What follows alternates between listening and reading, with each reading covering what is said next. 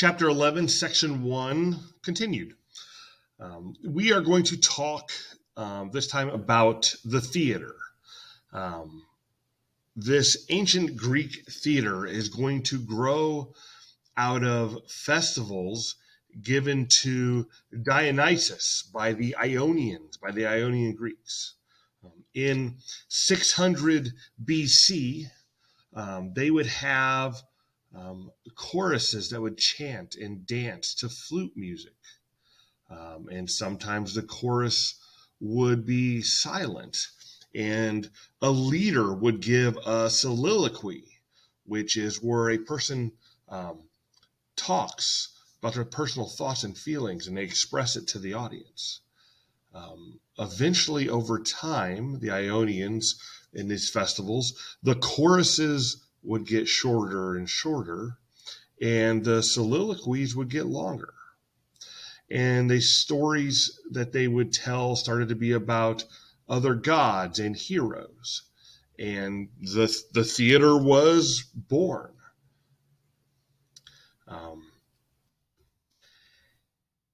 This is going to be fun to say.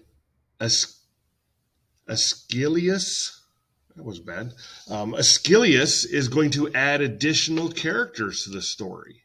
And they don't sing anymore about it. They act the story out. And now you have a play. So you have the creation of plays.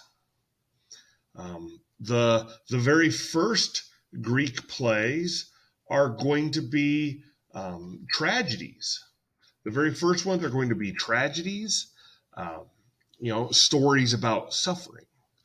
And they would deal with the past and relationships between people and gods.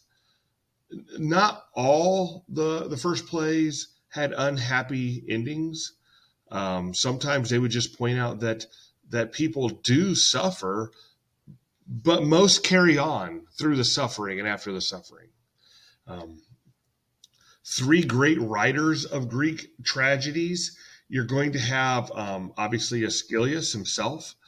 He wrote about power and its effect on people. You had Sophocles. Sophocles would show that people suffered because of their sins, because of their mistakes. And suffering could make someone a better person. Sophocles' most famous play is going to be Oedipus Rex. Oedipus Rex is a play about a king that killed his father but didn't know it. Okay, didn't know who his father was, killed his father, didn't know it, ends up marrying the person he killed's wife, which would be his mother. But again, doesn't know it. And he sets out on this quest to find his father's murderer, and eventually finds out that it's him, and then everything that goes along with that. That's Oedipus Rex. Euripides is another famous writer of Greek tragedy. He wrote about how people suffered because people do bad things. He's going to be a very controversial person. His play shocked many people with just how frank, just how bold and upfront they were. And all three live in Athens during its golden age. So after tragedies are developed, eventually they're going to develop comedies. Comedies are plays with a happy ending. And they are all about the present. In the beginning, they made fun of the leaders at first, but later they make fun of situations, not just specific people. Like a son who wants money, or a slave who plots against his master. Aristophanes was the greatest Greek comedy writer, and Aristophanes, he made fun of everyone. And the Greeks would the Greek plays would be performed at community festivals, and they would begin at sunrise and they would go all day. They would have tragedies in the morning, they had comedies in the afternoon. Greek plays would only have men that would act in the plays. Um, women could watch, but they couldn't be in the plays. Um, the actors would wear these huge canvases and plaster masks. The mask would show the gender of whoever they were playing, their age, the mood of the character, and the mouth of these masks were shaped kind of like a funnel. So it was almost like a little megaphone to carry the sound. And they would wear these heavy padding under their clothes and these thick-soled boots, which made them seem even larger than they were, so people farther back. The plays were performed in open-air theaters, and if you didn't have money for a ticket, that's fine. You got in free. And they have rows of stone benches on the side of a hill, kind of in a semicircle around the stage. The Greeks believed it was their public responsibility to support the theater. The officials of the polis would choose each play, and they assign it to the wealthiest citizens to put it on. And they would have a panel of judges that would judge the plays at the festivals.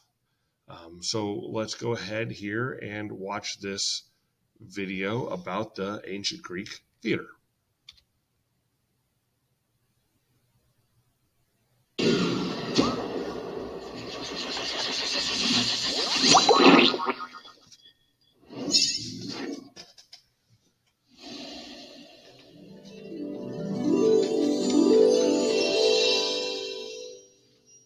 Theater. The ancient Greeks loved going to the theater, and it's not hard to tell why. Plays were an exciting spectacle and a chance to really let your hair down. The first theater was built into the hillside on the Acropolis of Athens. The seating was tiered and shaped in a semicircle. The bowl shape of the theater meant that the sound from the stage could reach every audience member. Echo! There were three main types of play. Comedies made fun of famous people, such as celebrities and politicians. Tragedies were more serious. They were usually about heroes whose pride got the better of them. Boo-hoo. Satire plays were a combination of comedy and tragedy. They were very rude. Only men could be actors. They wore masks and wigs to change their appearance. Costumes were padded to make them bigger, and the faces drawn on the masks were huge and exaggerated. This made it easier for the audience at the back to see. Hello! There was also a chorus who sang songs and danced. Their costumes were often quite bizarre. Some plays were accompanied by music using instruments such as the lyre or avlos. The ancient Greeks held regular competitions to see who was the best playwright. Sophocles won more competitions than any other playwright and became a celebrity. Other famous playwrights included Aeschylus, Euripides, and Aristophanes. So next time you turn on the TV or watch a film, remember that it all started with the ancient Greeks and their love of theater.